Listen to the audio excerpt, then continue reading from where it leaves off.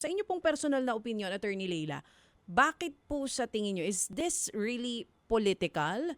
Kung bakit hanggang ngayon, hindi pa po nasisimulan yung paglilitis? It could be.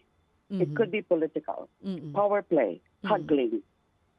Alam niyo na, yung sa Senate leadership. Mm-mm. And then maybe the Duterte camp is moving one way or the other, whatever way. Maybe they're also applying pressure. Mm-mm. Even if externally, parang sinasabi ni VP Sara, gusto rin niya ng trial. But totoo ba yan? Or is that a mere bluff? Na iba naman pala yung ginagawa nila. Na behind the scene, meron silang mga ginagawa to pressure certain senators vote against voting for the holding of impeachment trial. It could be that, but hindi I cannot claim na totoo yan o tama yan, yung mga haka-haka na yan. Kasi nga, there has to be a reason.